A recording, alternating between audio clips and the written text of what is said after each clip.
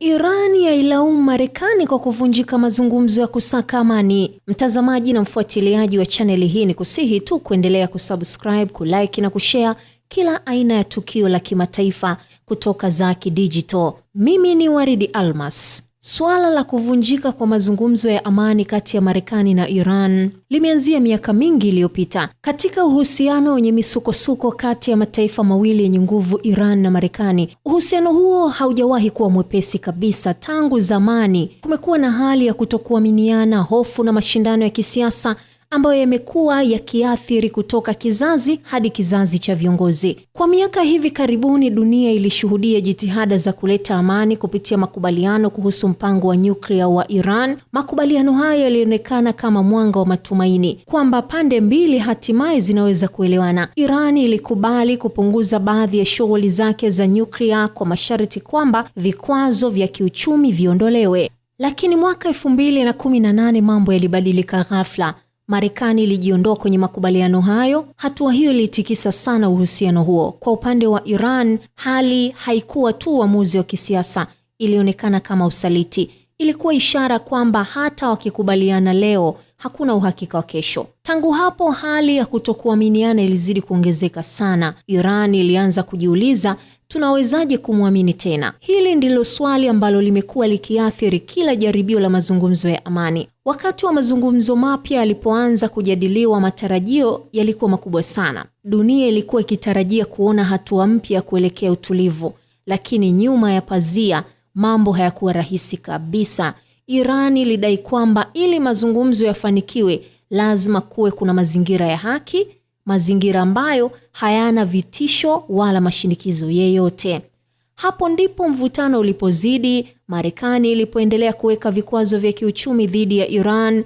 Vikwazo hivi vilikuwa na athari kubwa kwa uchumi wa Iran, kuanzia kupanda kwa bei ya bidhaa hadi kushuka kwa thamani ya sarafu. Lakini Iran, hii ilikuwa kama kupewa mkono wa mazungumzo kwa mkono mmoja na kushinikizwa kwa mkono mwingine. Si hilo tu, kulikuwa pia na uwepo wa jeshi la Marekani katika maeneo ya karibu na Iran. Hatua hizi ziliongeza hofu na hata mashaka. Iran iliona kama inazungukwa na nguvu inayoweza kushambulia wakati wote ule. Katika meza ya mazungumzo, tofauti zilikuwa wazi. Marekani ilitaka Iran ipunguze zaidi mpango wake wa nyuklia na kudhibiti ushawishi wake katika ukanda wa Mashariki ya Kati. Iran kwa upande wake ilitaka vikwazo vyote viondolewe kwanza kabla ya kufanya makubaliano mapya. Mazungumzo haya yalikuwa kama mchezo wa kuvutana kamba, kila upande ukivuta kuelekea upande wake. Hakuna aliyekuwa tayari kuachilia. Kadri muda ulivyopita, kauli kutoka pande zote zilianza kuwa kali zaidi. Iran ilisema wazi kwamba haiwezi kuendelea na mazungumzo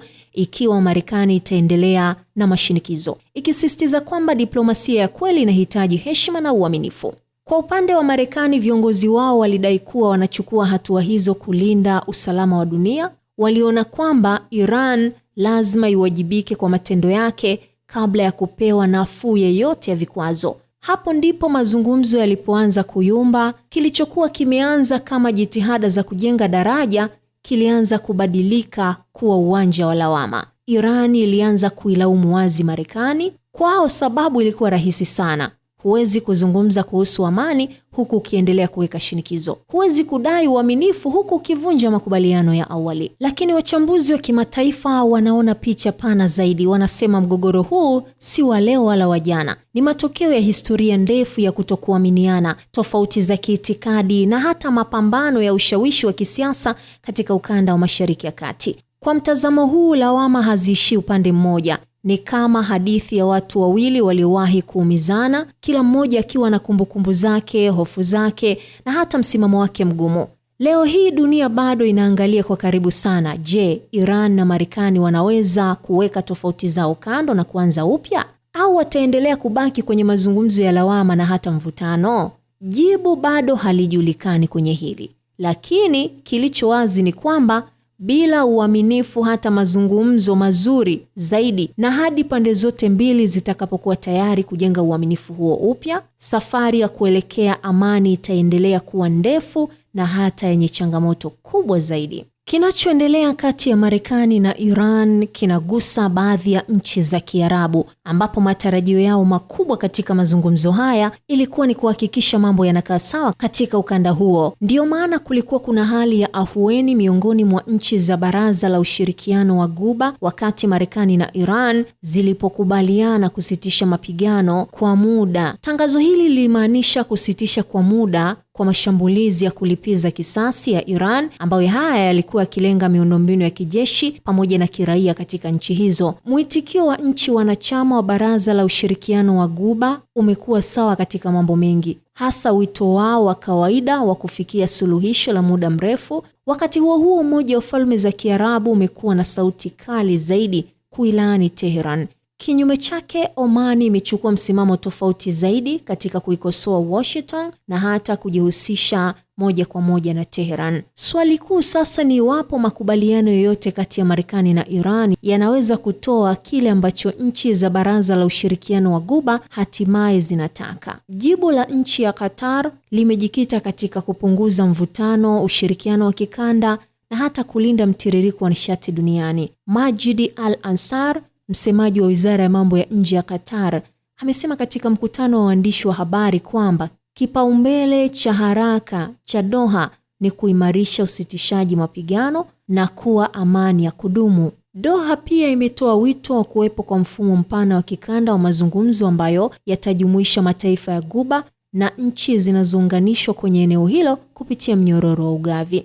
Moja ya matamko makuu ya Qatar ni kulinda usalama wa bahari. Bwana Ansari alielezea kuendelea kwa biashara kupitia mlango bahari wa Hormuz kama muhimu kwa usalama wa kimataifa, na akakataa matumizi ya kifungu hicho kama chombo cha shinikizo au mazungumzo. Katika mkutano mwingine wa waandishi wa habari wa mwezi huu wa Aprili, alisema kwamba kuhakikisha usafirishaji kwenye njia hii ni jukumu la pamoja kwa nchi zote, sio jukumu la nchi moja pekee. Qatar pia imeunga mkono juhudi zinazoendelea za upatanishi na hata kuzungumzia utaratibu wa hali ya juu na Pakistan, Marekani na hata wapatanishi wengine, ingawa haijatoa maelezo zaidi. Licha ya malengo ya dira ya mwaka 2030 ya kuleta mseto wa uchumi wa Saudia, mafuta yanasalia kuwa uti wa mgongo wa uchumi wa nchi hiyo. Hatari ya kuendelea kwa mgogoro inaweza kuhatarisha zaidi mchakato wa mabadiliko ya uchumi wa nchi, ingawa vita hivyo vimefichua vikwazo vya makubaliano ya mwaka 2023 kati ya Saudi Arabia na Iran yaliyosimamiwa na China. Nchi hizo mbili zimedumisha mawasiliano ya kidiplomasia. Hata hivyo, ripoti kwamba mwana mfalme wa Saudi Arabia Mohammed bin Salman ameihimiza Washington kuendelea kushambulia Iran zinaonyesha kwamba Riyadh huenda ikapendelea ushindi wa kijeshi. Mohammed bin Salman alionya mwaka 2018, ikiwa Iran itapata bomu la nyuklia, tutafuata njia hiyo hiyo haraka iwezekanavyo. Wasiwasi mwingine wa Riyadh ni uungaji mkono wa Tehran kwa vikosi vya wakala wa kikanda, haswa Houthi katika njia ya jirani ya Yemen. Nchi hii ya Ghuba ya Uajemi huenda ikapoteza mojawapo ya njia zake muhimu za kusafirisha mafuta ikiwa Wahouthi watatekeleza tishio lao la kufunga mlango bahari wa Bab al-Mandab. Kwa upande wa Bahrain, iliunga mkono kusitishwa kwa mapigano na hata kufungua tena sehemu ya mlango bahari wa Hormuz. Nchi hiyo ilitoa wito wa kukomeshwa mara moja na kikamilifu kwa mashambulizi yote ya chuki na yasiyochochewa ya Iran. Wizara ya mambo ya nje ya Bahrain ilisisitiza Aprili ulazima wa kupatikana kwa suluhisho la kudumu ambalo litahakikisha Tehran haipati silaha za nyuklia na pia kuzuia uwezekano wake wa kutengeneza silaha nyingine. Nchi hiyo pia ilitoa wito wa kukomeshwa kwa matumizi ya vikosi vya wakala vya Iran na uingiliaji kati wake wa kikanda. Manama alitoa wito wa kuwepo kwa makubaliano ambayo yatahakikisha usalama wa urambazaji wa kimataifa wa bahari pamoja na angani, ikiwa ni pamoja na katika mlango bahari wa Hormuz, na hata kusisitiza haja ya uthabiti wa usambazaji wa nishati na mtiririko huru wa biashara ya kimataifa. Bahrain pia ilitaka Tehran kulipa fidia kamili yenye ufanisi na ya haraka zaidi kwa uharibifu wa majeraha yaliyosababishwa na mashambulizi yake.